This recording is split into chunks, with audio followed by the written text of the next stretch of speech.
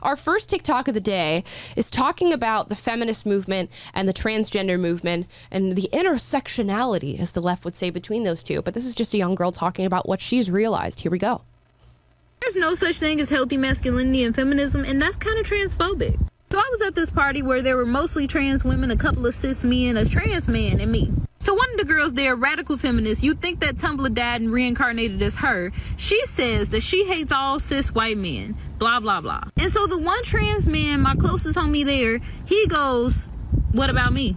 And she goes, no, it's different. You're not like them. And he's like, why not?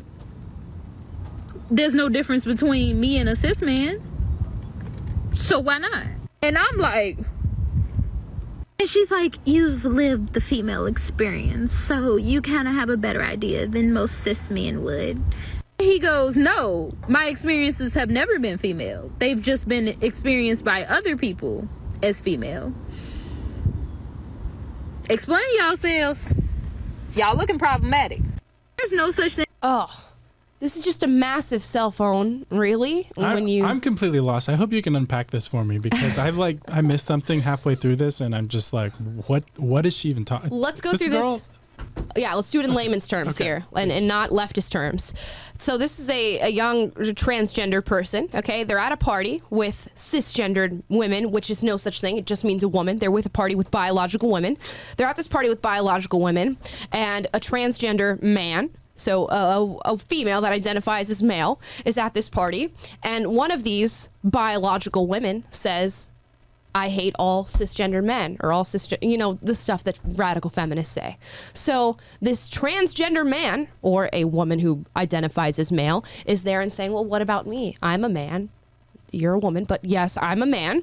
And she goes, well, it doesn't apply to you when I say that I hate cisgender men because you lived the female experience. To that, the trans man says, I haven't lived the female experience. I've been a man this entire time. I've been a man my entire life. How dare you say that you hate cisgender men when I'm a man? God. Wait, doesn't cis mean cis means trans? Biologically? Yeah. But now the trans people are trying to usurp that and say that we're just men and we've always been men.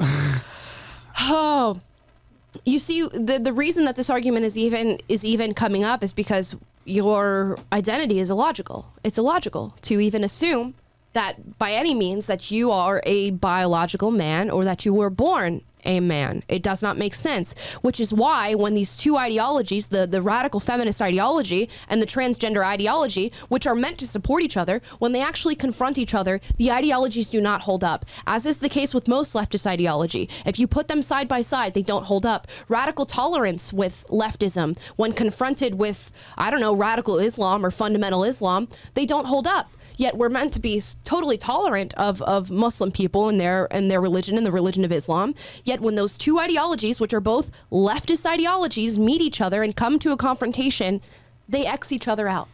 That's exactly what we're watching take fold in this very, very confusing TikTok. The only reason I understand it is because I was a leftist. No, I appreciate you translating that for me because I was lost. Now, I will say the late Christian apologist Ravi Zacharias had this formulation that he used to say that the test for any worldview, there are two tests. It's one, correspondence, and two, coherence. And correspondence means, does your worldview, if it's correct, then it will correspond to reality. What you predict will happen according to your worldview will happen in reality, and it will map properly onto reality.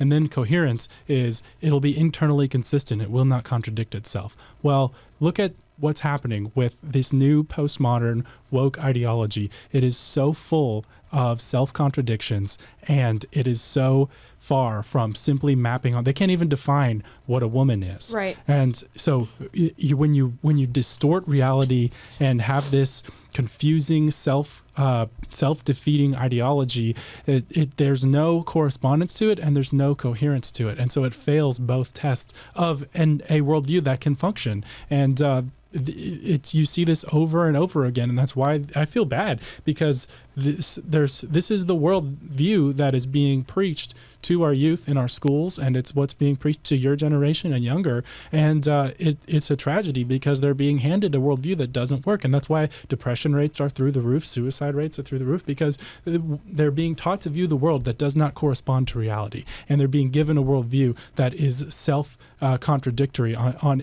every imaginable level. And of course, your inner world is going to be complete chaos, and you are going to be desperate for validation and desperate for someone to affirm your identity and desperate to affirm that you're okay as a person, because you have no firm ground on which to stand. You're not able to anchor your worldview in anything of depth or substance, and you see firsthand the failures of it over and over again on a daily basis. And yet, rather than confront the failure of your ideology and dispense with it and come back to reality, you have a society that is pandering and affirming your delusions rather than pulling you back in. And that is such a tragedy and really an evil that we're allowing to persist in the world today, and it needs to stop.